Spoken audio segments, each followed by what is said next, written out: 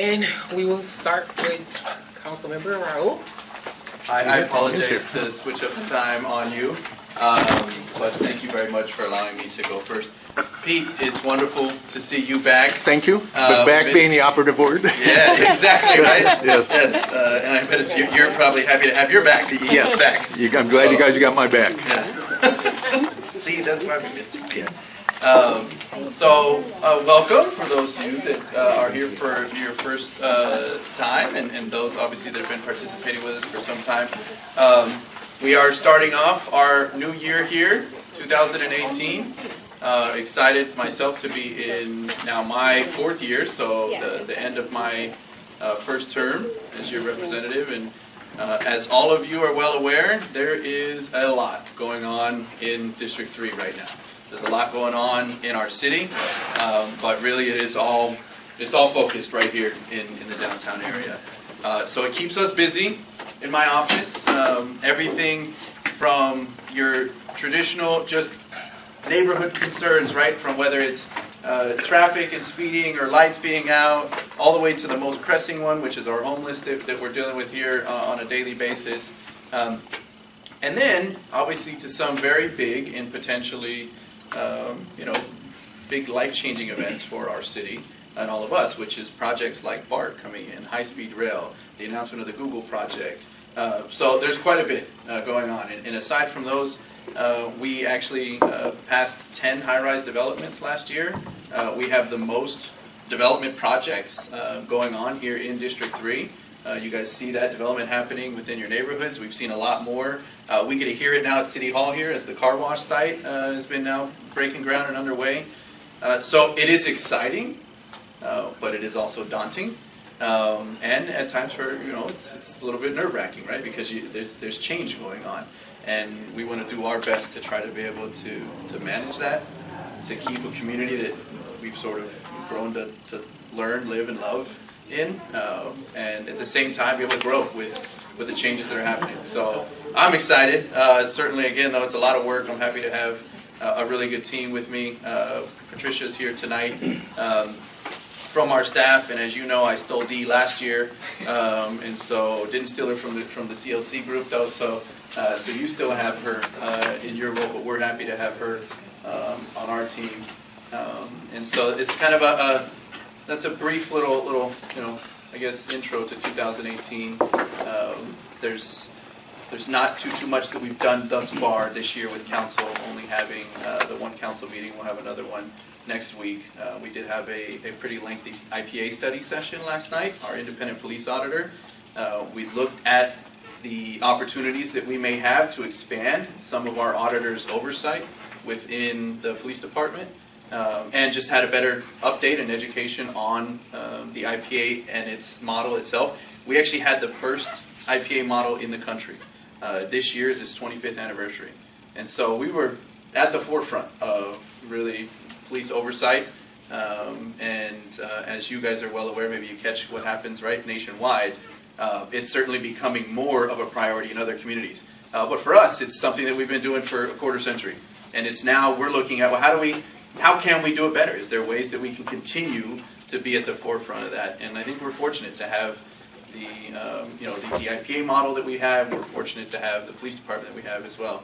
And I'm not just trying to pat myself on the back on that one. So I really am proud of our chief and the progress that our department has made. You gotta have the chair over here. Yeah. Sorry. So I will now open it up to some questions that may be burning from the group, and I'm really happy to see at the first meeting of the year so many people turn out. I know at times, right, it's rough and times get busy and then the numbers dwindle a little bit. The CLC has been around for how long now? Pete, somebody who 10 years. 10 years, right? Probably eight. Eight years. So it's been around for quite a while, and to be able to keep this sort of coalition of community members across the district together, meeting monthly. You're potentially already involved with your own neighborhood, right, and what's going on within your own community.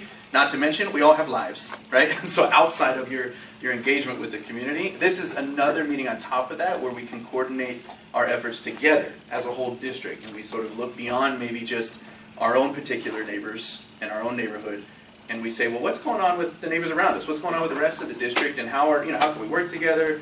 Obviously, we've broken bread throughout the years as well with our holiday celebrations. So it's been a really good organization. So I'm really glad to see that the numbers where they are. And to me, again, thank you for your service too on it and willingness to step up as a leader. I know that that's one of the hardest things is not just to attend the meetings, but to be part of the board.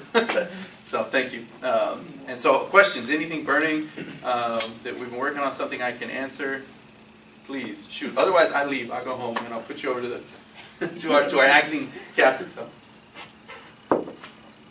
Well, I would say congrats in advance on your re-election. I think it's pretty clear that you got it in the bag. So we actually, it's not like a serious question. We've got a block party, neighborhood party coming up. So how many months in advance do we have to let you know? Because this year we're not letting you say no. Yeah. Well, the best person is Dee. So Dee runs my calendar. The sooner the better. Yeah. So yeah. And she knows, she might have thought I was lying, last year, but now that she... We're already booking out into April, so... Yeah. Call you next week. Yeah, let us know ahead of time. Yeah. Seriously, no burning questions. See, now I'm worried. They're saving them all for me. Right, there's a lot going on. Okay, I got one more. Right. I'm just curious, could you share more about budget plans for next year, like what the focus is, maybe what you're changing?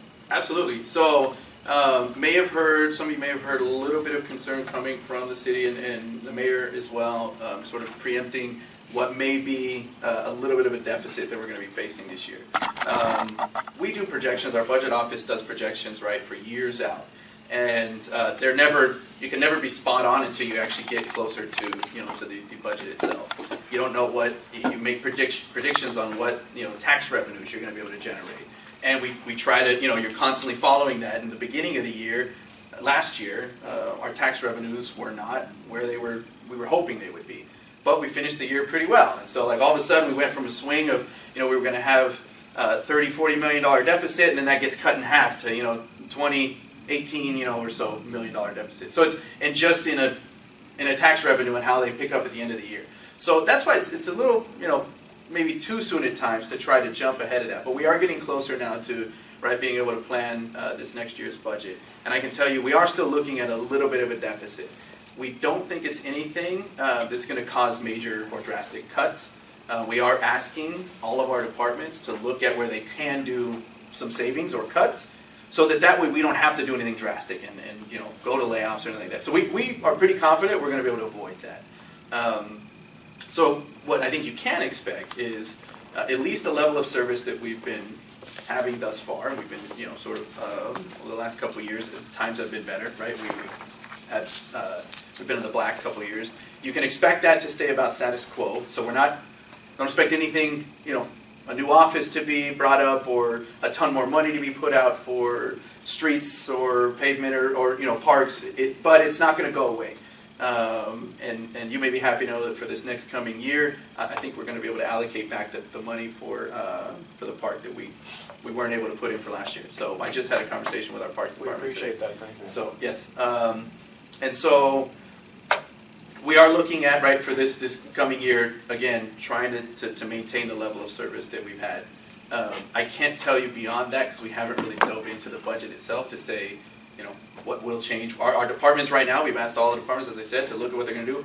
We haven't had that response from them. So once we start getting that, we'll be able to see. But I wouldn't expect anything drastic one way or the other. So I've got two more quick ones actually. One, can we bank hours if we're doing community service in our neighborhood? Can we bank those hours? Is there a way to do that? I've heard you can bank hours to get some benefit from the city. I don't know that. Maybe somebody here more intelligent than I that's done that. I've never heard of it. So apparently you can get a rental reduction on a room, if you want to book the community center. That sounds tremendous. Hours. I don't know that. Yeah. So if nobody else knows here, what we'll do is maybe Sounds like something that Parks and Rec might. They might Good offer question that? for Parks and Rec, but we can also say no. yeah, we'll ask. So The other maybe one, Patty, you can help. Yeah. what's the Google update that you can share at least? Yeah, so there actually is a little bit of a Google update that we can share. So we've been sort of in a standstill, if you will, with any kind of progress with Google and its development, mainly because we're not just dealing with them ourselves. So the property that Google is looking at, there's 6 parcels that are publicly owned. 4 are owned by the successor agency, so which was the former redevelopment agency that at the state level was defunded and it went away, and then subsequently became the successor agency to the redevelopment agency. They call it SARA for an acronym. And what SARA's job is to essentially be able to sell off assets that the redevelopment agency had bought, so land or property that they owned, and then use those assets, they use the revenue that they generate to pay off debt that the redevelopment agency got into. So redevelopment agency helped to build things like the Fairmont Hotel, right? They helped do things like remodel our convention center. And there's a ton, right, the redevelopment agency went into funding for both big and small projects. And when it went away with no more funding, they weren't expecting that. And so there was like just years worth of debt to pay off. So 4 of these properties are owned by the successor agency.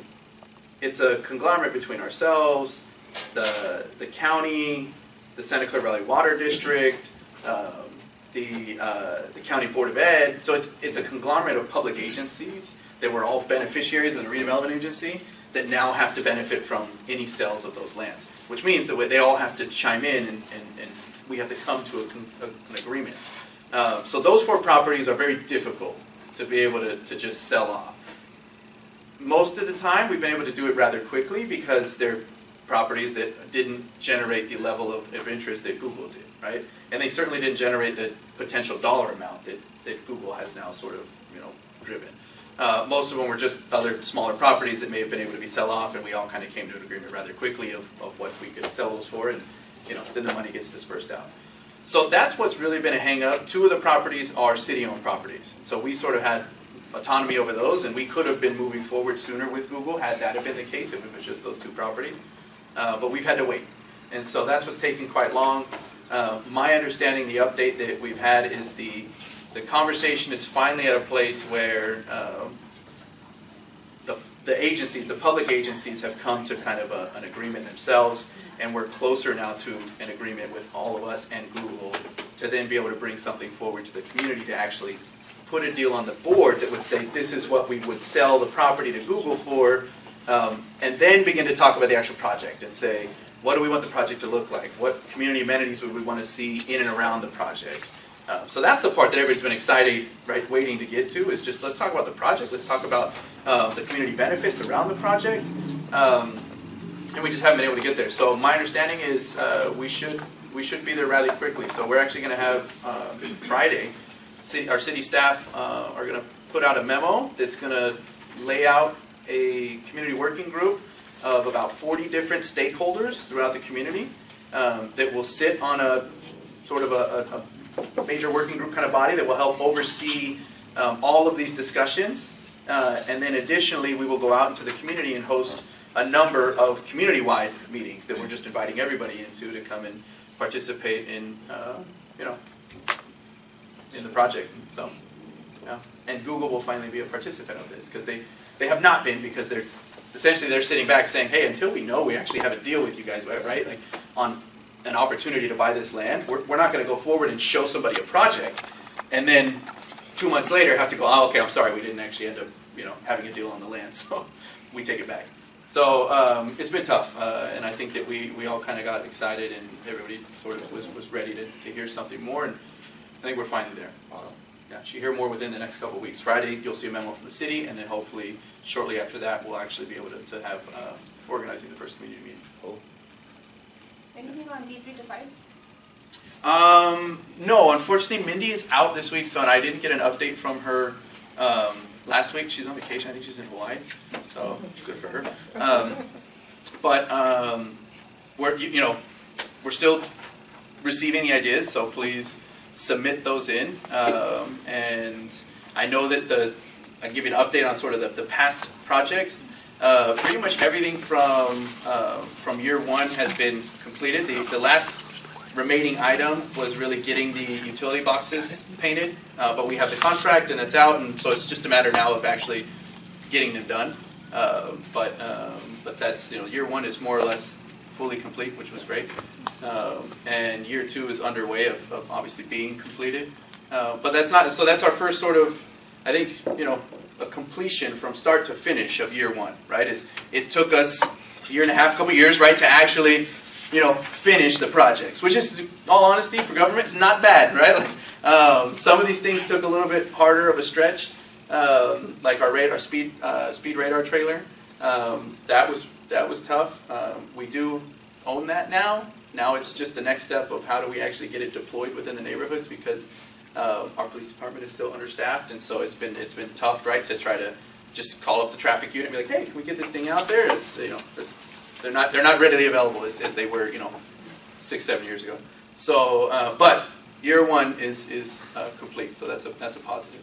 And I'm sorry I don't have any other update for moving forward on dates or anything. I don't know if you guys brought anything. No, we're all three equally unprepared on that question. Sorry. How about an update on cannabis? Is the city going to do anything to restrict retail outlets or any update? Yeah, so I can give you an update. So on January 1, the state then allowed for recreational sales of cannabis and use of cannabis. Bunch of restrictions to it. I'm not going to get into it, but we allowed that starting January 1. But each municipality gets to decide how they, if they even want to allow that and how they would do it. So what we've done here in the city is we've kept the same restrictions that we had in place for medical dispensaries. And so essentially we're not opening it up for any more dispensaries. All the same dispensaries that have been distributing medical marijuana, they're the same ones that can now distribute recreational. So you're not going to see any new shops pop up, or we're not going to start debating on where those could go. It's the same ones that we have all the same restrictions with really good oversight. I mean, our police officers can go into these, search the entire place, get access to all the video cameras that are there, and a really, really good oversight on the sales and and how that operates. And it's actually functioned really well. And so all that's going to do now is we're now going to add in the layer of, for those that actually can apply, and we've had a number of the dispensaries here apply to sell recreationally. So it's a separate business of theirs, but for us, for our oversight and for our tax collection, it's all the same. We're monitoring them the same way we were before. So I don't think you'll see too much of a difference, to be quite honest. You may see, your neighbors or somebody, more freely using marijuana, but in fact it's still not legal to be walking around the street, and smoking it. So they're not equivalent to cigarettes. So it's not like you could just be walking around, smoking a joint like you can smoke a cigarette. So it's more not like alcohol. Yes, right. It's more like alcohol, more restricted like alcohol. In your own home, totally fine. You grow your own plants, totally fine. Stuff like that, But so yeah, so it's 6 plants. Yeah. Not sorry. Grow your plants. Grow your 6 plants. Yeah. So I don't think you're going to see like this, all of a sudden this crazy, mecca. I think in places like Denver, right, where they saw a huge change was because when they legalized it, they actually didn't have really good parameters and restrictions in place.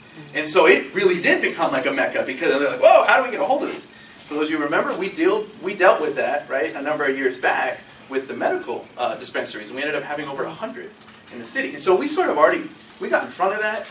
We narrowed it down. We now have 15, is it 15, I think, dispensaries? 16. Yeah. And that's it, right? So we sort of had everything in place. So when this came to us, it was very easy for us to say yes.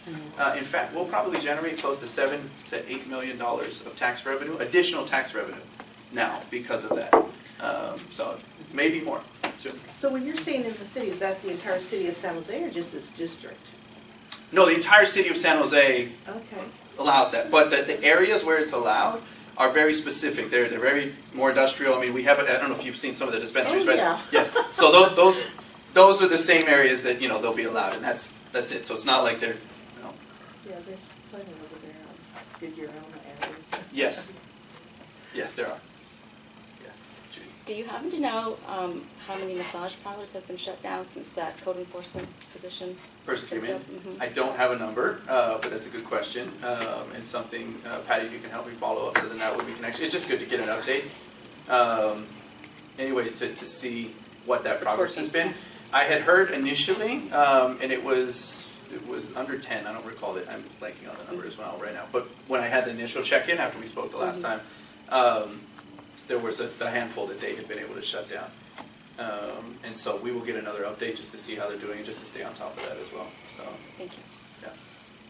I have a question about the cannabis. How is the DEA responding to this? Are they giving you guys trouble, or are they satisfied with how it is? I don't know. I don't know if maybe you have a better answer to that? You know, it's funny that what's legal now is almost what was legal under it's almost the same thing as the medical marijuana if you had a card. And they pretty much left us alone. There's so many other things that they have to deal with. If the states decided we're going to let you do it, they don't really do a lot. If they get involved, it is major trafficking.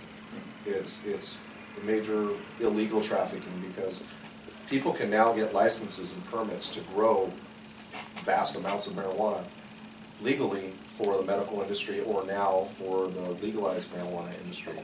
But when they get involved, it's usually something else going on. They're not going after the person that has gone through and got the permits. They were interested in some of the ones that were unlicensed by us that were selling. Yeah, so were we. But again, it's major trafficking outside of what the state has deemed legal. Unless that person's now found to be dabbling in something else, because occasionally that does happen, and then a federal case may follow in on that. Okay. They pretty much do this. Questions? Have you noticed that the crime has gone up since marijuana's been legal? Or any Since activity? January or since like Since January. Since no, I don't think. Recently? Oh. No. It's way too early to tell on Yeah. something like that. Yeah. I think what we're going to see is there needs to be an education program for everybody in general, because everybody thought, oh, it's legal, I can go to 7-Eleven and grab it and smoke it walking down the street. Yeah. It really isn't. It's slightly more regulated than alcohol. Like even carrying it in your car, it has to be still in a sealed container, or it has to be in your trunk. Just like an open container of alcohol needs to be in your trunk. You can't smoke it in the car. Your passenger can't smoke it in the car. You can't smoke it in any place that's public. Basically, you can smoke it at home. Yeah, that's pretty much it. It can be in your backyard. It doesn't have to be indoors only. What I suspect is we may start getting, as the department, more calls about my neighbor smoking marijuana in the backyard, and that's going to be tough for us, because I agree you shouldn't have to smell it if you don't want to smell it, but it's not illegal to do that. So that one, that we could, to where before, if somebody's saying, oh, somebody's smoking marijuana in the backyard, we can go knock on the door and ask about it, but now that's not a crime. Yeah. But you mentioned education, is it through the county or the city? Well, what I think you're seeing is I'm starting to see more ads on television and things, because it's the state laws that created this. It wasn't the city that created it, the county that created it. It was the ballot measure that went to the state. Voters. Yeah, it was the voters that created it. So the big campaign that you're starting to see is the driving under the influence. Yeah. Because a lot of people in the past thought, well, it's not that big of a deal. Well, it is. And you're going to see, I think, unfortunately, more arrest of drivers under the influence of marijuana, more than we did in the past, because people they're going to try it. They're going to want to try it, and they're not going to realize the effects of it, and that will be unfortunate and thought-based consequences of the DUIs. Yeah, I think the education that Dave's pointing out is really going to be key, and it's going to be similar to what we saw with alcohol over the years, right? Where initially, right, there was no education, and then it stemmed into, okay, we need to talk about some of the negative effects, medical effects, right, that these can have on people, and then all of a sudden, DUIs, right, and after a number of traffic deaths, right, and then you get organizations that sort of, step up to be able to help educate the community on the negative impacts, even though it's legal, right, like alcohol, even though it's legal, doesn't mean it's not without its fair share of negative impacts. And so that education is going to be key. But yeah, we're at the moment, there's nothing that's sort of laid out specifically for it. I think where we will see is as it picks up and where we recognize where is it that we need the most education. Is it on the DUI aspect of it? Is it on health or whatever? I actually look. It's going to be with our youth. Yeah. And what we do at the schools, and Yeah. A lot of what used to be misdemeanors or even felonies are now misdemeanors, and some of the misdemeanors are even infractions. So even if we catch somebody doing something, it's like getting a jaywalking ticket. So it's just going to be different, and we'll have to adapt and see where things go, and work our way through it. So you're saying it's kind of being same way alcohol's being dealt with. So we have bars that sell alcohol. Are they allowed to smoke bars and stuff? No, so you can't smoke in a restaurant, you can't smoke in any kind of public facility like that. It's Okay. really just the privacy of your own home or somebody else's home that's I allowed. think you could actually, at the cannabis clubs themselves. At the clubs where you can. buy it, Yeah. Uh-huh. you can ingest it there, you can, like if you get the edibles or if you smoke it, you can smoke it there. But they also are regulated on what type of ventilation system they have. So it's very regulated within Okay. the clubs that sell it. It'd be like a But it's cigar not, room or you're something not like gonna that. see a bar open up downtown and they can go into the bar and smoke it like that. Okay, and it's not allowed to smoke along the streets, Nope. the sidewalks, even though we No smell it all Parks, the anything time. like that. No, So if we see that and smell it, what do we do? You can call us. The unfortunate thing with that, Yeah. I'll be completely blunt, is, maybe I shouldn't use the word blunt, but I'll be completely honest. That's going to be a very low priority call because we get those calls already, and we've been getting those calls for years and years and years. And we're building back, but with our current staffing, by the time we get out there, they have to have a very big marijuana cigarette if they were. it's similar, honestly, it is similar, quite honestly, right, like smoking a cigarette, right? It's actually, you gotta stay a certain distance away from 20 feet from doorways, you're not supposed to smoke a cigarette in parks. So similarly, right, if somebody were to call and say, I see somebody smoking a cigarette in St. James Park, right, it's not gonna fall to the level of a high priority where we're gonna send. Believe it or not, So- some of our officers, Well, we received complaints because they were citing some people for smoking in the park, saying, well, that's not fair, they have no place else to go. You don't need to smoke cigarettes. We're enforcing it, we will be, especially in the parks, because we want people to be in the parks, we want you to take your kids to the park, and we want you not to have to deal with it. You can't drink beer in the park, so why do you think it'd be okay to smoke marijuana in the park? yeah. No other questions, I'll let you carry on with the meeting. And thank you again for letting me go first, and again, really happy to see the turnout. Patricia's here from the team, so she's wearing the team hat today, so if there's anybody that has anything to follow up, skip D and go to Patricia. But thank you very much, and Happy New Year. Thank you.